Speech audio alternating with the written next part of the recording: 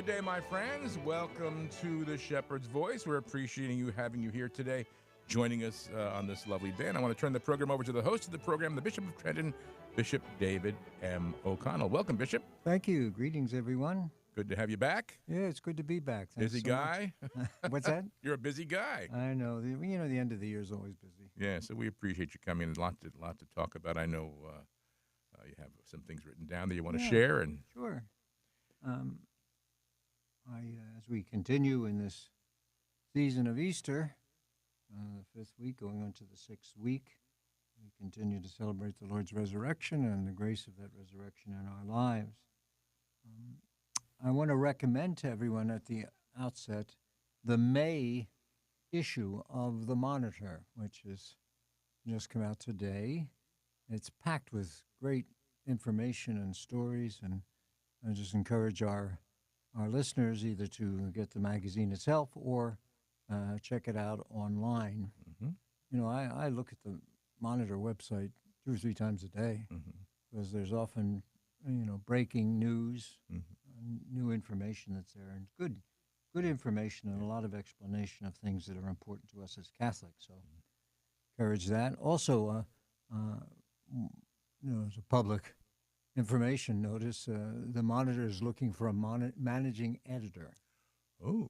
So there's an opportunity for those who may have an interest in that type of position, working in publications and communications. Ray Ann Bennett is still staying on with us, but the work there is just incredible. All that they do, it just takes so much time, so much effort. Yeah. And so Ray Ann asked if we could do a search for a managing editor, and that was certainly approved. We have the budget for it, so anybody interested, get in touch with us. Is it posted on the diocesan website? It's posted on the website, and it's also posted on the Monitor website as well. You know, it would be nice if younger people. I try to get younger people involved here with using this medium.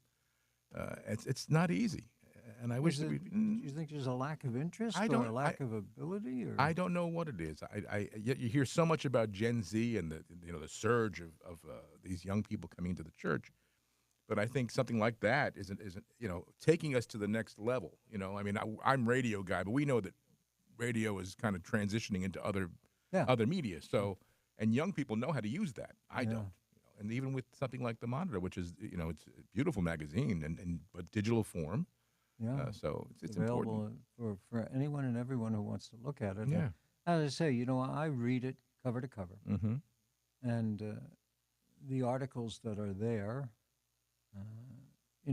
I occasionally write an article or two, or an essay or two, where they publish a homily I've given or something like that.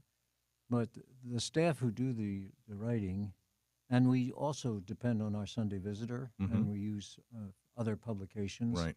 With permission, we use some of their stuff. So there's a lot of good stuff in there. Yeah. We have a lot going on these days.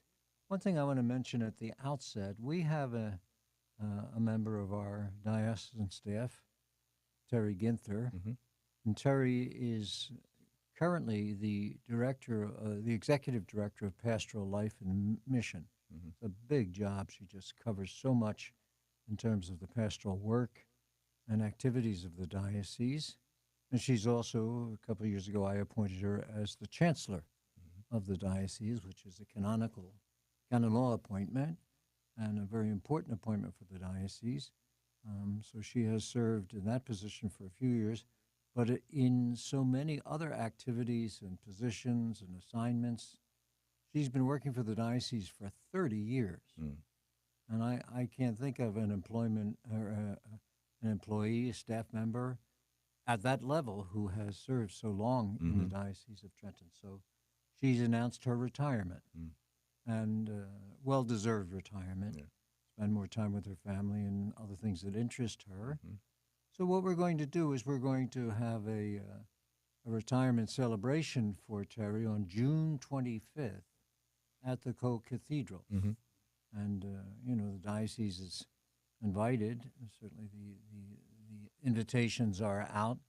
But it would be great to see a lot of folks come in to pay tribute to Terry. There'll be a Mass. I'll celebrate a Mass for her. There'll be priests from all over the diocese who will come celebrate, and a lot of staff and people from the different parishes whom she's helped. And she's helped so many parishes. and there'll be a reception afterwards. So Mhm. we'd be happy to welcome people who want to come to say thank you to her. That's Because what date and time again? June 25th, it's 4 o'clock in the afternoon is the mass, followed by a reception. I'm pretty sure it's at 4 o'clock on my, but it's certainly late in the afternoon, Yes. and there'll be a reception Mhm. there At the Co-Cathedral. at the Co-Cathedral. Mhm. Very, very Good. good. Some other things coming up on May 16th.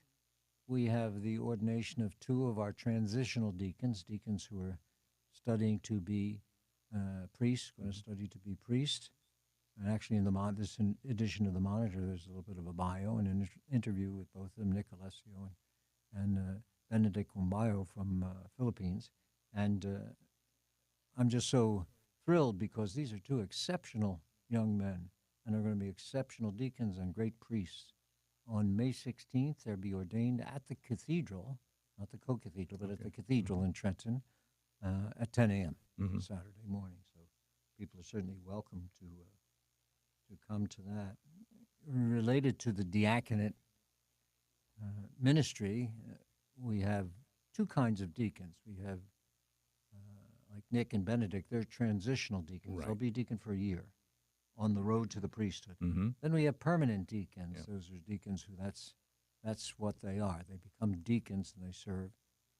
Unlike transitional deacon, permanent deacons can be married, have a family, Mhm. and they have a secular job. Most of them have secular jobs, and they serve in a parish. Mhm. They train for the diaconate for a couple of years, uh, theology and other subject canon law and other subjects that are Mhm. important for ministry, and then they're ordained and they serve in their parish. And this year, I was able to give to them one of the steps toward ordination as a deacon, as a priest too, but as a deacon, was the ministry of uh, lector and acolyte, and I was able to celebrate that ministry, confer that ministry, Mhm. uh, both the lector and candidacy, which is a public declaration that you are studying for the holy orders in the Mhm. diocese. So we had about 22 men who Mhm. made the commitment. We had a celebration of the ritual at St. Anne's Church here in Lawrenceville, and it was wonderful. It was a great opportunity to have the candidates for the permanent diacon come forward, receive one of the stages of the ministry in the presence of their families, Mhm.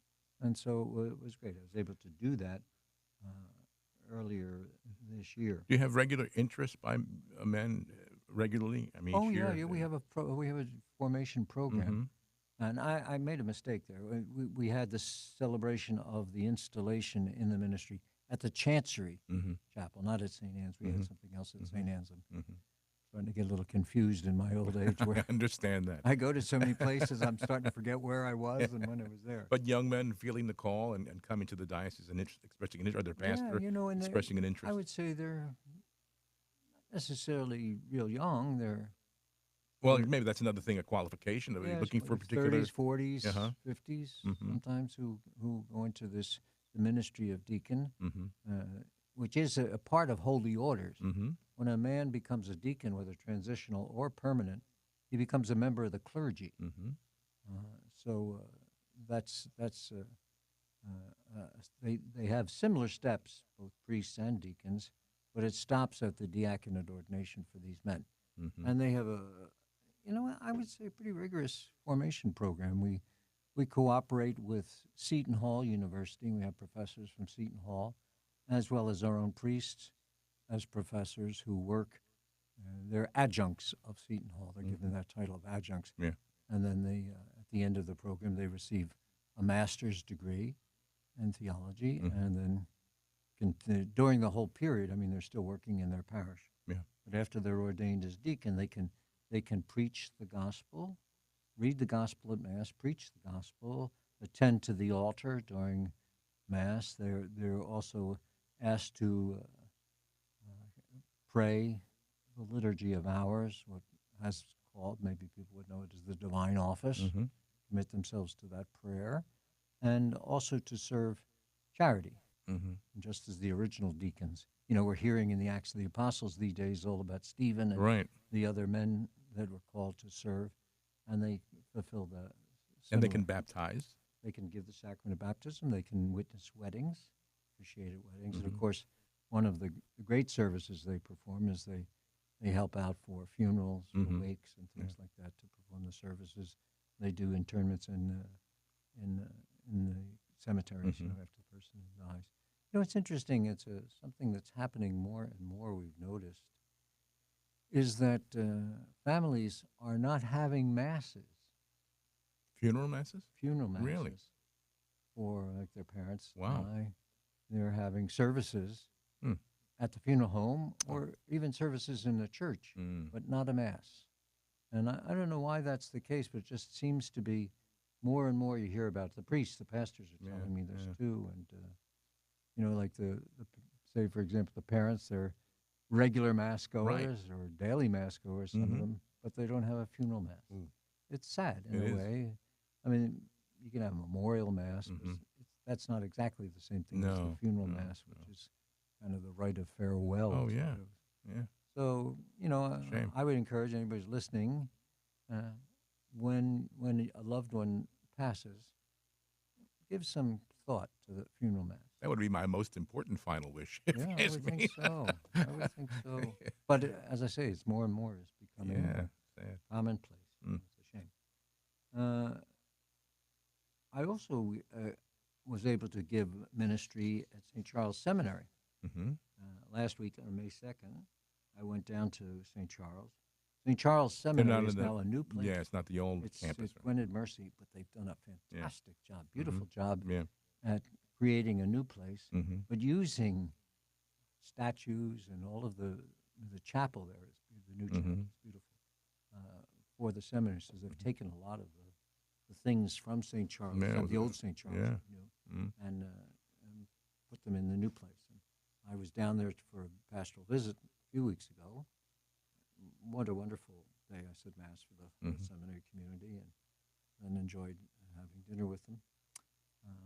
And then I went down this past Saturday again but we had the ceremony at Corpus Christi Church in Lansdale, Mm. Mm-hmm. in the seminary chapel. It's big, but it wasn't big enough to. There were 17 candidates for diaconate who received acolyte. Some of them were receiving acolyte in preparation for permanent diaconate, Mm-hmm. and others were receiving it for their priestly. Am I confusing? No, we have men there at the seminary. We have had men there at the seminary. Right now, we don't have. Mm-hmm.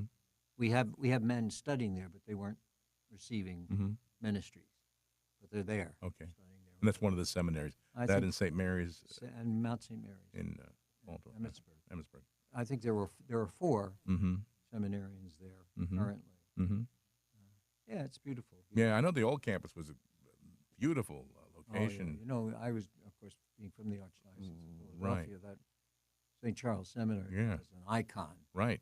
Right. When we were altar boys, as little Mhm. youngsters, that was the big picnic, the big trip the priest took the altar boys to St. Charles Yeah. for the day. I'm sure it was a recruitment, Yeah. quiet recruitment tour. But Yeah. we'd go there, and of course they'd play baseball, go in. They had Right. a swimming pool an inside swimming Mhm. pool. I don't think they have it. I don't think they had it in the last couple of years, but they Mhm. had a pool, and we'd have a picnic, and Yeah. of course you'd see all those young seminarians walking around in their black cassocks, Mhm. and you'd be Mhm. impressed by Yeah. Yeah. being there. Oh, sure. So it was a great thing. Yeah. In those days, yeah. It was great. Yeah. So that was that, and we currently have 10 seminarians in the Diocese of Trenton, which is a nice number, but not nearly enough. Mm.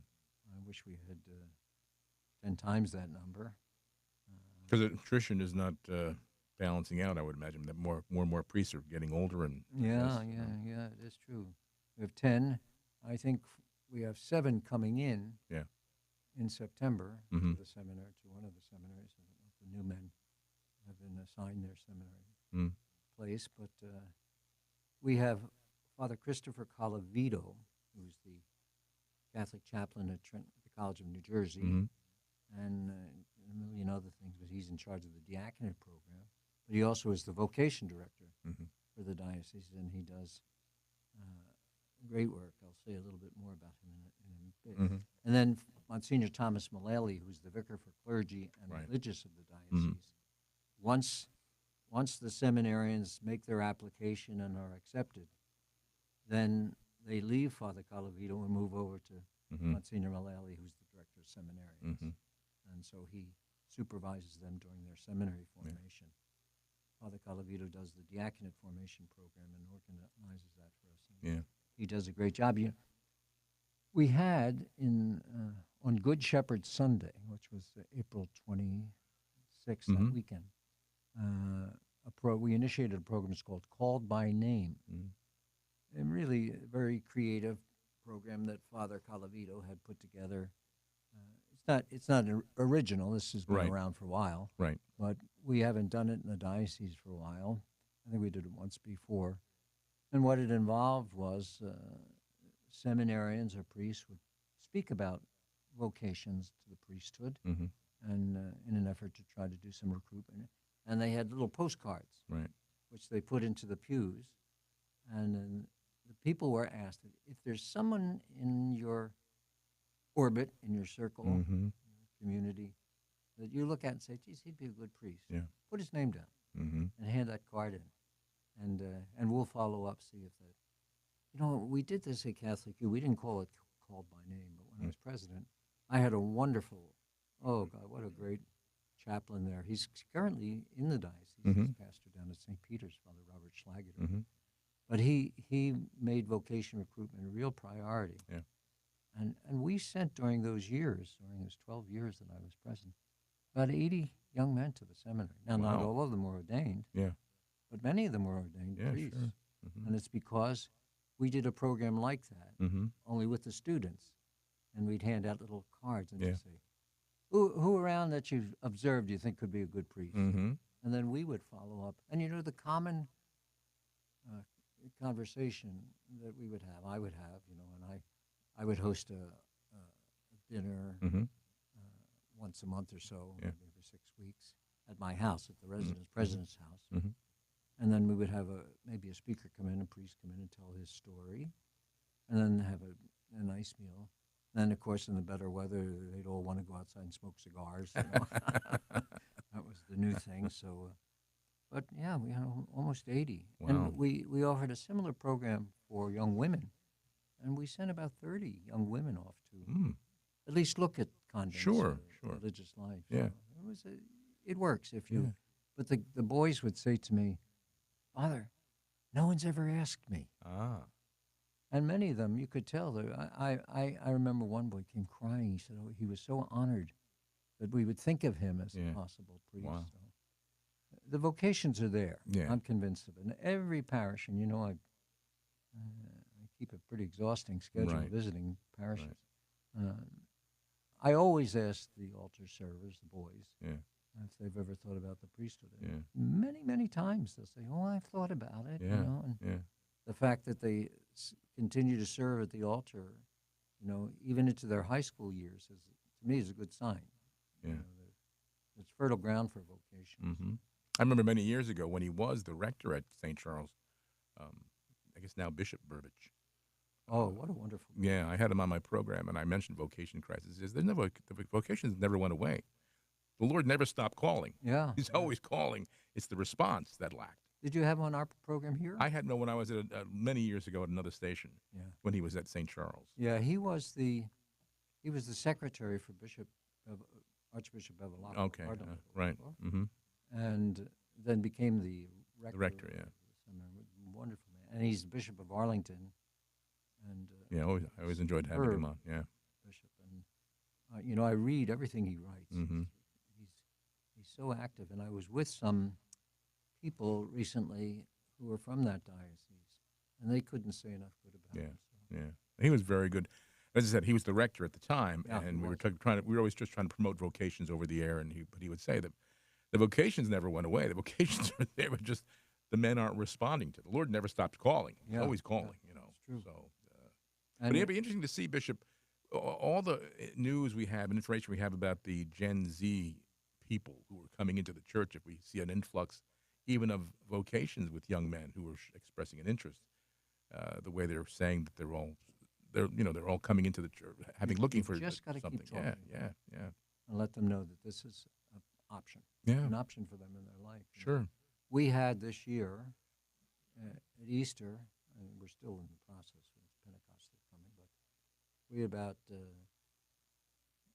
1,095 people come into the church. Mm, That's a lot. that's a lot. Little How bit, did that compare to previous years? it's a little bit less than previous years, but it's Mm-hmm. still strong. Mm-hmm. Strong. Mm-hmm. We have the right of election every year. I think I probably talked about it on this program, where those who are catechumens or candidates, Mm-hmm. those who have not received sacraments, or those who have received baptism but haven't received all the sacraments, where they come to the co-cathedral and their names are announced and they're enrolled. Mm-hmm. I had to send it to the parishes this year, but I can't remember why. We weren't able to have it in the co-cathedral for some reason. But it was a huge number of candidates and catechumens this year. So, Mm-hmm. it's a great source of encouragement for us that the church is alive and well and moving forward with these young people. Yeah. And hopefully, maybe some of them will think about the priesthood. But we'll keep Pray. asking. Mm-hmm. I just got back from Naples, Florida. I was down in Naples, Florida for the last 3 days, and I was participating in a Catholic Education Renewal Summit. It was a gathering together of educators, but more really philanthropists and people who are supporting, really feel strongly about Catholic education and are supporting. And I was invited.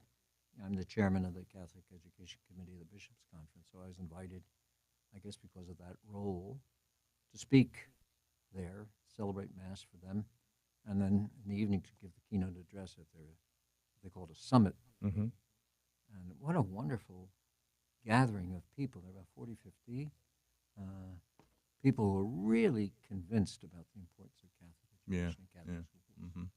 So I gave an address. I entitled "Catholic Schools Are Our Hope," and I gave them a good talk. We had a nice session. And I attended the sessions too during the day. I wasn't sure that I was going to, but I did. Mm-hmm. And I was just blown away by the commitment of these people to Catholic education. It's so important. And they talked about their schools. They talked about their bishops. They're from all over the country. Yeah. And what they're doing, some really interesting ideas that they gave about Catholic schools and approaches to Catholic schools, like the Catholic liberal arts curriculum. Mm-hmm. That's not what it's called. I forget what it's called, but it has a name. But we have 2 schools in the Diocese of Trenton who are pursuing that curriculum. St. Charles in Cinnaminson, St. Charles Parish School, and in St. Mary's in Middletown, where Father Jeff Kegley is. Father Kegley's having his 30th anniversary as a priest. So if you're listening, Father Kegley, happy anniversary. And they have it there, too, so they're working on it. There's some misunderstanding, like people think it's like this right-wing thing, and it isn't. It's just the liberal Catholic curriculum. That, Basically the way we were taught. that's right? It is. The kinds of things that we were When taught. growing up, And leaving out some of the elements of woke and this other stuff. Yeah. And really giving a very solid Catholic education. Yeah. It's classic. They call it classic. Classic. Classic, Maybe that's right? it, not liberal. Classic. I'll get in trouble for saying liberal. Liberal arts. Classic curriculum. Liberal arts. Yeah, there you go. Liberal Liberal arts. arts. But that's the way we were taught, and that we were. Hey, we're going no to worse. Catholic schools. We're no worse for the wear, are we? Not that I can see. We're in our 70s and we're still going strong That's as right. Catholics. Here we are. That's I'm right. sure a lot of people are, but it was a great gathering, very encouraging, and frequently reference was made to Bishop Burbidge. Oh, okay. And his support for Catholic schools down in Virginia, Diocese of Arlington. So, yeah, it was great. This year is, of course, the 250th anniversary of our country, and there's going to be a Eucharistic pilgrimage, which is traveling through the country. It's not stopping in Trenton this time. I think it's stopping in Camden, I think. But anyway, it's going to be in Philadelphia at some point around the 4th of July. And so they're going to have a mass and a celebration. Archbishop Perez from Philadelphia is going to be Is this a continuation of the Eucharistic revival or something in a it's sense? it's something other Yeah. than that, Okay. but Yeah. it's Yeah. the same principle at work and Right. so on.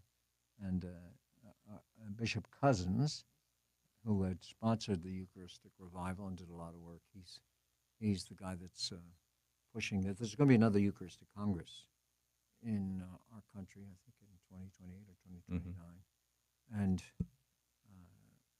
yeah, we'll participate in that. But the encouragement is people are invited to Philadelphia, 4th of July weekend. There's going to be a big mass and a celebration procession, Eucharistic procession.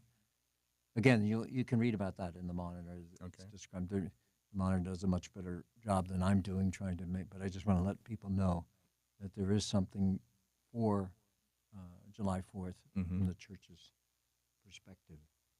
I'm going to be over at Fort Dix on. I'm jumping around here with dates, but I'll be over at Fort Dix on May 17th to celebrate Mass for the inmates there and their families, which I'm looking forward to. Going over there and having, I'll be there on 3 o'clock Mass and then sometime with the inmates there, the residents of the Fort Dix facility over there. So it's great. I mentioned the number of.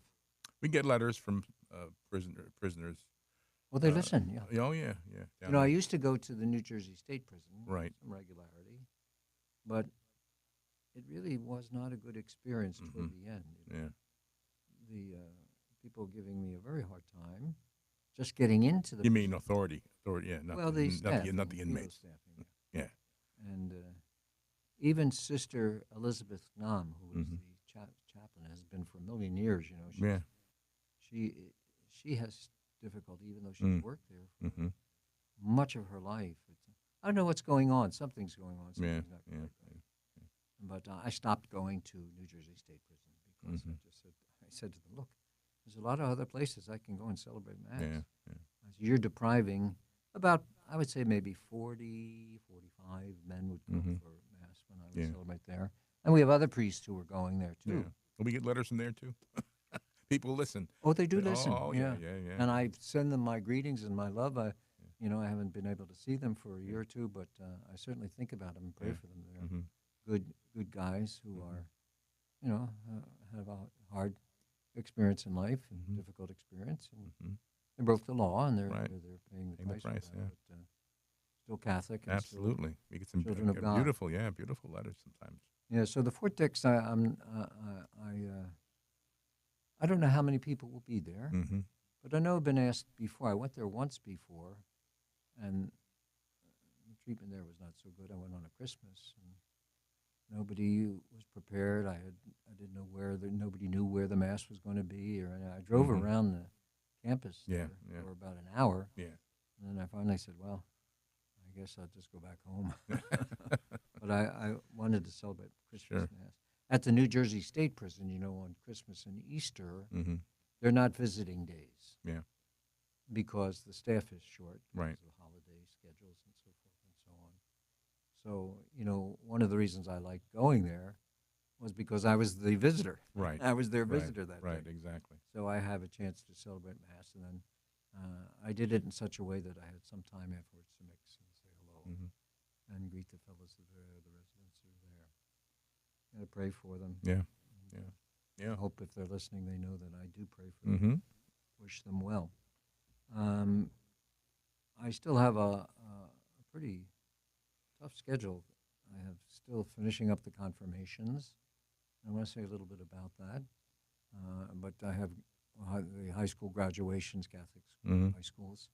I have CBA, Christian Brothers Academy, on May 19th at 7 o'clock over at St. Mary's, Father Kegley's Parish. And then Notre Dame High School I have at the school, which is right next to the Chancery. Notre Dame High School. And that's June 6th. That's at 5 o'clock. So I'll be celebrating with the graduates and wishing well to all the other graduates who are out there. Sometimes what happens is when the school is planning its schedule, it plans its own schedule. Right. But the next Catholic school or a couple other have the same date that they choose. So I'm not able to make a lot of them as I would like to. So we'll see. This year, Jim, is the Bishops' Conference, which has its June meeting. It will have meeting during the Feast of Sacred Heart. Mm-hmm. And so the bishops have decided to consecrate our country on this 250th anniversary to the Sacred Heart. It's going to be a beautiful celebration there. The meeting will be in Orlando, Florida, in June, the second week of June, I Mm-hmm. think.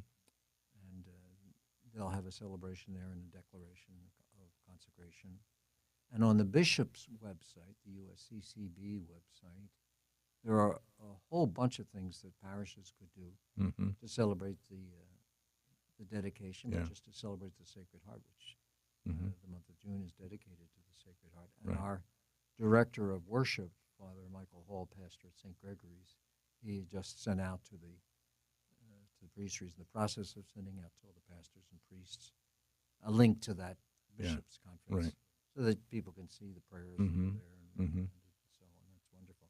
What I'll do here in the Diocese of Trenton, because I won't be at that meeting, unfortunately, but what I'll do here in the Diocese of Trenton is we have 3 parishes dedicated, Sacred Heart parishes Mm-hmm. dedicated to Sacred Heart, named for the Sacred Heart. Right. We have a parish in Bayhead, Mm-hmm.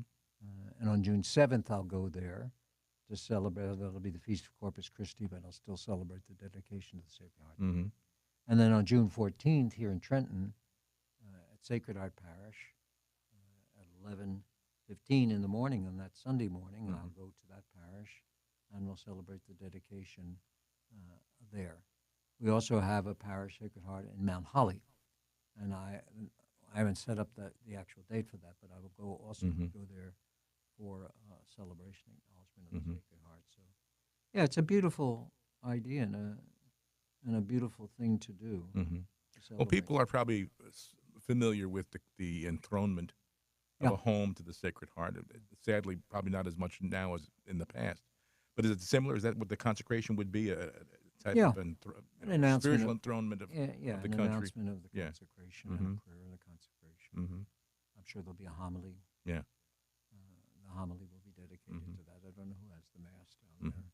As I said, I can't go this year, unfortunately. Mm-hmm. But yeah, it's a nice thing to do, and keep your eyes and ears open, and I'm sure things will be announced in the Yeah. parishes Mm-hmm. what they plan to do in the parishes. Yeah. You know, I raised the question with the priest council, the Presbyteral Council. Should we have a diocesan celebration like at the cathedral or co-cathedral? But their suggestion was, no, leave it to the parishes. Let each parish Mm-hmm. do its own celebration rather than Mhm. kind of command performance at at the cathedral or the co-cathedrals. Mhm. I said, okay. I Yeah. said, I'll be happy. We'll send information out. And so Mm-hmm. hopefully parishes will take hold of that. And those parishes that are named for the Sacred Heart, I'll have a pastoral visit there, Mm-hmm. mass, and an opportunity to greet with the people. Yeah. Good. But I mentioned about the confirmations. I do how many? Between 30 and 40 confirmations a year. Yeah. We have 97 parishes. Not all of them have confirmation every year. Mm-hmm. Most of them have it every year, but there are a number of parishes where they have it every other year or every third year Mm-hmm. because they just don't have the numbers for Right. confirmation. We Right. have a number of parishes, only 9 or Yeah. 13 or whatnot. And I usually don't go to those parishes for confirmation. I usually delegate either the pastor or one of the vicars. But that's a lot, and people don't realize it. When the bishop has a confirmation, when I have a confirmation, it's a whole day. Yeah. Because it takes an hour to get there, and then you have the confirmation ceremony, which is, in my case, about 45 minutes. Mm-hmm. Then you have a break in between. Then you have the second confirmation ceremony, and then you might have dinner with the priest or with the teachers or someone there, and then an hour to get back home. So that's a whole day. It's a day. Yeah. So if you figure if I'm doing 35 confirmations, that's 35 days out of the school year, Right. out of the calendar year, Right. where you're doing these things. And although I love doing them, I've confirmed 30,000 kids Oh, really? in my 16 years Wow. as bishop. So it's a beautiful thing. Yeah. But when you go to visit the parish for the confirmation, most of the people who are attending are not parishioners of the diocese. They're from somewhere, Staten Right. Island or somewhere else. And they Right. come for see their nephew, A or niece, relative, or yeah. grandchildren, and Yeah. and while that's beautiful and I love doing it, it's not really a pastoral visit of the parish. Mm-hmm. And so what I think I'm going to be doing in the future, because I'm 71, and you have to submit your letter of retirement at 75. So I use these next couple of years to try to get around to as many parishes as I can for pastoral visits, Mm-hmm. where I go, say mass, have a little reception, get a chance to meet the parishioners. Uh, it's getting harder and harder for me. Sure. I'm not asking for sympathy here, but just to let Yeah, just being honest. Yeah. it's hard to get around for me, Yeah, and yeah. I've noticed in recent months, maybe the last year, it's just become very difficult for me. Mhm. The walking is very difficult. Yeah. I've taken pilgrimages, Yeah, I know. and I think I'm Superman. I can go, but it's hard to get The around. body doesn't.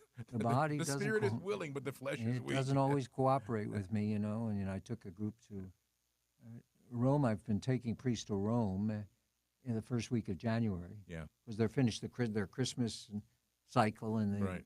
the diocese usually gives them 3 days off. Right. 3 Sure. days. Well deserved. So yeah, that's well deserved. They do a wonderful job. But they add a couple days to that, and they'll go with me on pilgrimage to Rome. I've done it the last couple of years, and I did one last year, I think. Yeah, to Paris, Mm-hmm.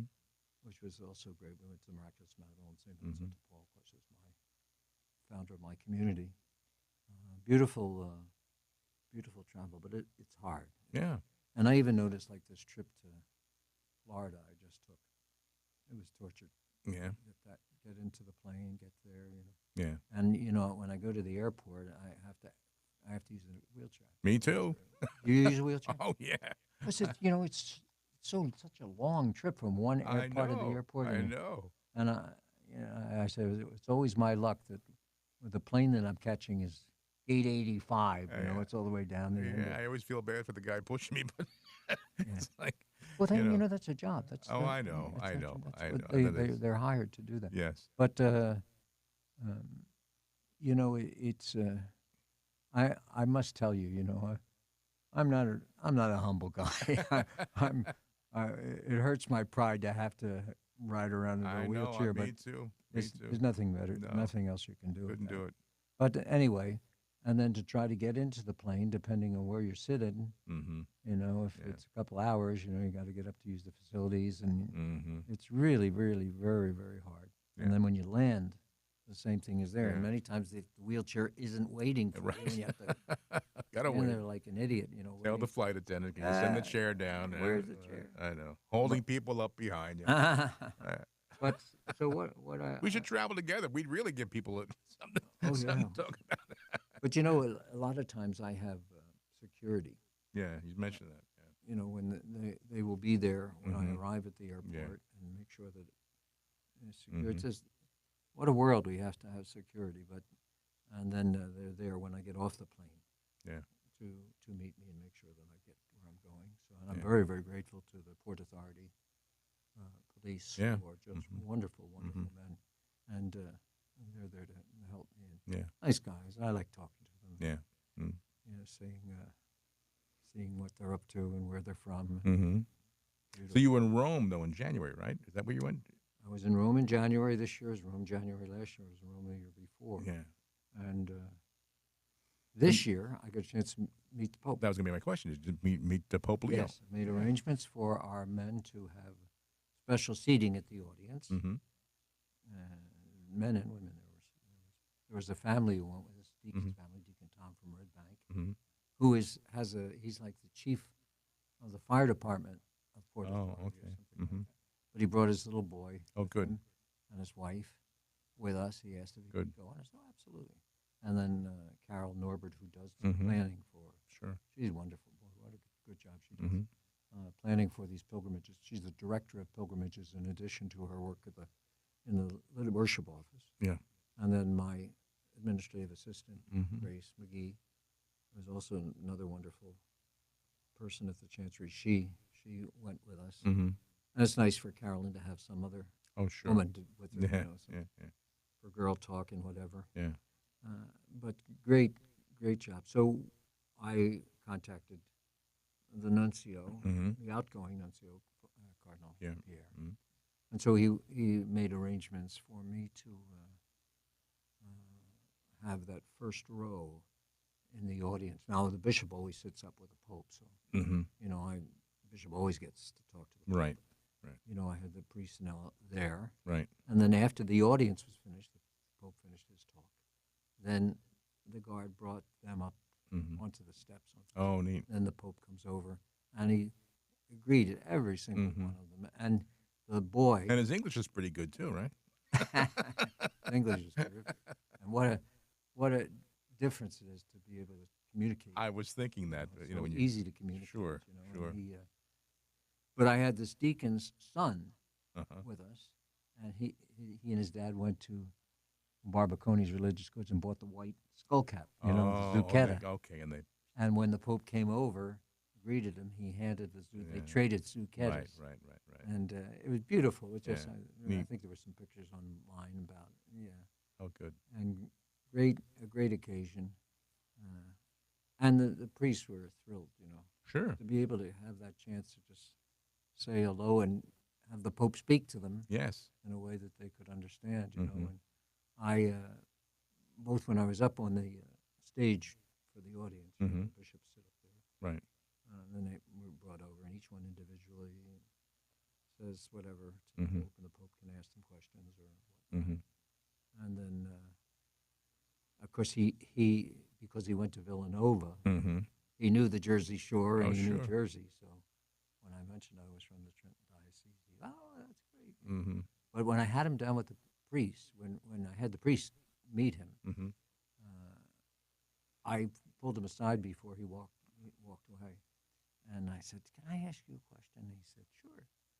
I said, "Were you surprised?" Mm-hmm. And he looked at me and goes, "I was shocked." Wow. He said, "Never in a million years Mm. did I think it would be me, or did I think there would be an American Pope." Yeah. So, it was interesting. Yeah. His perspective. Oh, sure. He said, he said this to me. He said, "I wake up every day, and I just shake my head Yeah. in disbelief that I'm Yeah. where I am." You know what I always think of and yourself too, because we're peers. I'm 71. You're 71. He's 71. He's 71 too. That he was watching the same TV shows we'd watched growing up. He knew he just lived our lifestyle. Baseball. Basically. He was a baseball. Sure, fan, yeah, White Sox played fan, and tennis. yeah, and just he was part of our culture, and we could identify. The first pope that's younger than I am Yeah. by a few months, anyway. Yeah. But that always interested me. That it's he's part of our culture. He's not Yeah. from a faraway land, but he's He one is. of us. And well, although he spent maybe about 30 years, I think, in Peru as a missionary. He's a religious. He's an Augustinian, and the Augustinians are the sponsors of Villanova University. So he's a member of that community, and just so gracious and so warm. I was just blown away Yeah. at how it was like just being with someone you knew. Yeah. It really was. And Well, as you're saying, it's the culture. Yeah, there's a nice, and you can find it on YouTube. It's free. It's called Leo from Chicago. It's like a documentary. and Yeah, I it's saw it. beautiful documentary, well done, and again shares his life, and we would know it because he's part of our culture. Someone just sent me yesterday. Ann Allen is her name. She's an author, and she just wrote a biography. Okay. So I haven't read it yet, but I'm looking forward to reading that. I got to go pick it up in the office when I finish here. But today, the first anniversary of Pope Leo's election, and what an exciting time it was. I was on that pilgrimage to Paris when Pope Francis died. I had just left the U.S. And it actually was my birthday. It was my 70th birthday when he died, the day he died. And I got to Paris, and I frequently, over the years, have worked very closely with the media. I was in Washington all the time with CNN, with Wolf Blitzer and others here, with Fox, with News Nation, Yeah. PBS. I just recently did a spot on PBS about the Trump and Leo, A little sparring there. the back Doing a little sparring. the back and forth there.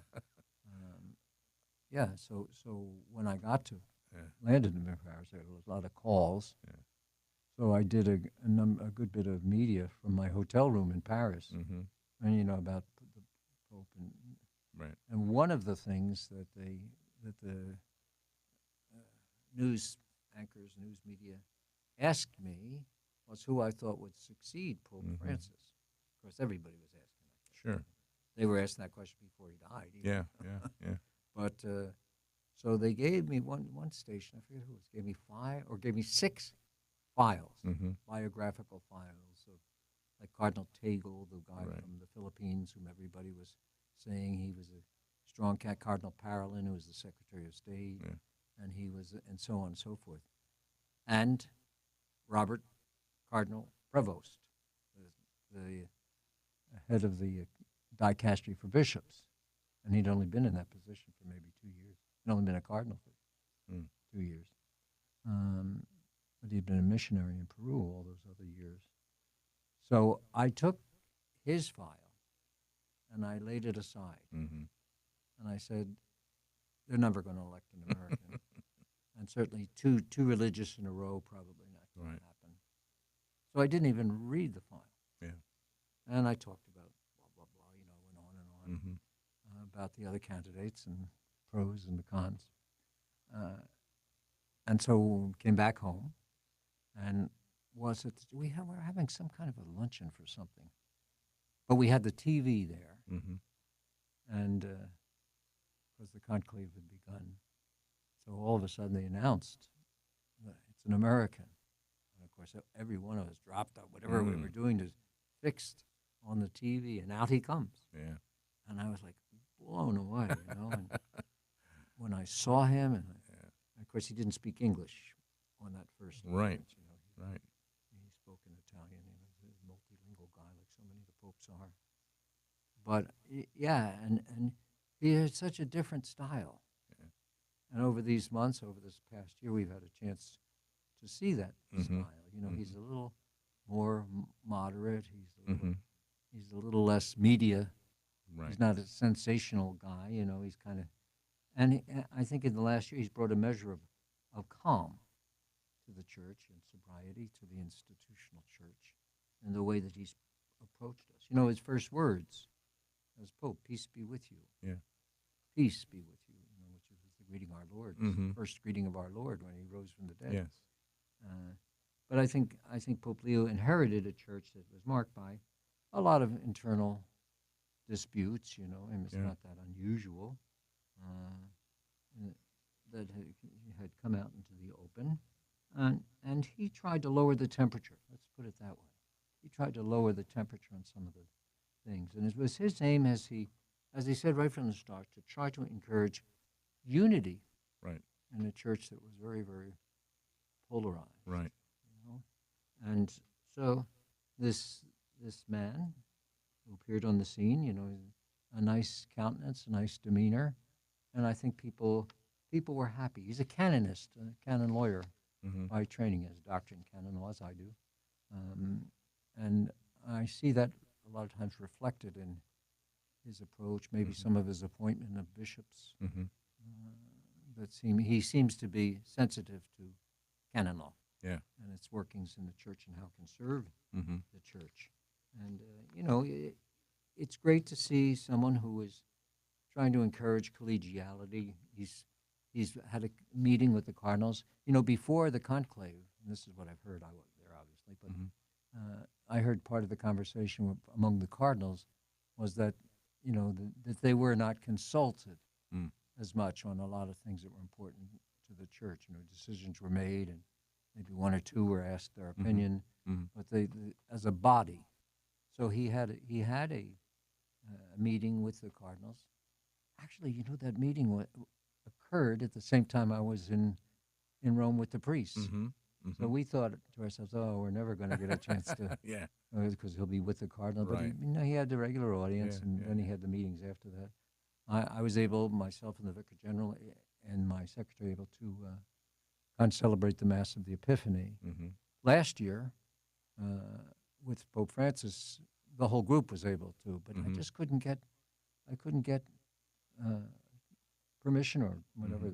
Permission maybe is not the word. Tickets Mm-hmm. for the guys, the whole group to Yeah. attend that Mass. So they went to a local parish church to celebrate the Yeah. Epiphany, but we had a chance to be with the Pope and Mm-hmm. for the Mass, although I didn't see him that day. I saw him, but I didn't talk to him on that Right. day. Right. I talked to him at the Wednesday audience. But beautiful, beautiful thing. But there's just something about him that is special. You know, I saw something recently. It was an article about how he's been received, Mm-hmm. popularity poll or something Yeah. like that. And he's at about 63% among Americans and maybe a little bit more among American Catholics. Mm-hmm. So I guess that's pretty good, you know. No, better than Better better than than 60. That for I you know, know it better than 60 who that. don't like him. And I think just from his point of view, his teaching and his approach, there is some continuity Mm-hmm. with Pope Francis, which I think is a good thing. Mm-hmm. One pope blends into the other pope. Yeah. But there's also a lot of difference. Like one of the things that he didn't move into the hotel Santa Marta. Right. He was living where he was living until moving into the Apostolic Palace Mm-hmm. very recently. Yeah. And, I know when Pope Francis decided not to move into the Apostolic Palace as his predecessors were, Right. his predecessors did, there was a lot of, oh, see, he's a humble man, and this is, it doesn't have anything to do with the Apostolic. And it cost a fortune to Oh, live yeah. at Santa Marta, at that hotel, yeah. with everything as years went on with the security Yeah. and all of that. Yeah. So he's back in the Apostolic Palace and beautiful. And he brought some of the Augustinian conferers that he had Mm-hmm. to live with him. So he has a nice community there. Good. At the palace. You see him, he's wearing the more traditional vestments Mm-hmm. that Pope Francis kind of did away with. Right. And he's kind of brought them back. Right. And he's a beautiful style of celebrating Mass. Of course, he sings. Yeah. So all the parts of the Mass that are sung, he sings. He has a good voice. Mm-hmm. His homilies are not extensive. They're not real Right. long. And he draws a lot from St. Augustine, Mm-hmm. Who was the founder of the community Sure. that he lived, and he took for a motto something from St. Augustine, in illo, uno unum, One in the one. Latin for it. Yeah. And I know you love it when I speak Latin. In the one, we are one. In the one, we are one. Yeah. And that's a beautiful message. And he It really is really trying to unite the church as much as possible. Yeah. You don't see him going after certain things like others have done. Right. And I know for us here in the diocese, the Latin Mass is important to some of our parishes, and he's not taking that on at this point. Yeah. It's not. And some of the hot button issues that people are all talking, when the discussions of synodality, the worst I tried to explain on PBS tradition for a long time. Sure. He wasn't a good judgments. Right. I'm not to understand that the Pope has a role and a position, and he said that again and again. My role is to preach the gospel. Yeah. Yeah. And that's what he wants to That's do. right. And it is a gospel of peace. Yeah. And I know it's been said, well, he supports nuclear weapons in Iran. He's never said it. Never. Yeah. And they keep bringing it up again and again and again. He never said that. And Pope Leo and his predecessors have always spoken against nuclear arms. Mm-hmm. Yeah. So I don't know what some people expect. Yeah. There's always troublemakers. Always something going on, and as I say, I just, they sent Secretary of State Rubio Yes, over there. Yeah, he's over there now. Yeah. And I think part of the reason was to calm, Yeah. or part of the reason became, I don't think it was the reason he was going, but Yeah. part of the reason became to try to temper some Yes. of the hostility there. But Well, Bishop, unfortunately, our time is up, so we're What? going to have to head We're on out of here. done? Yeah, done already. Boy, I can talk, yeah. Now, well, Yeah, it's great. People talk love a hearing. dog off a baloney wagon. People love hearing from you. Oh, it's So great to be with them. thank you for taking time out of your busy schedule to be here, Happy and to be here. hopefully maybe one more time before summer if you come back next yeah, month. that's right. I All hope right. maybe I can. Maybe by then I'll have a little more time to say. I won't be able to be here on the first Friday of June. Right. I know that, but maybe the next Friday. Sometime, yeah. in Yes, the month. as we did this month. Right. Have something more to say about the Sacred Heart and All right. some of the things that are Great. going on. Thank you. God bless you, Thank Bishop. you. God bless Thanks, you, and God friend. bless everybody.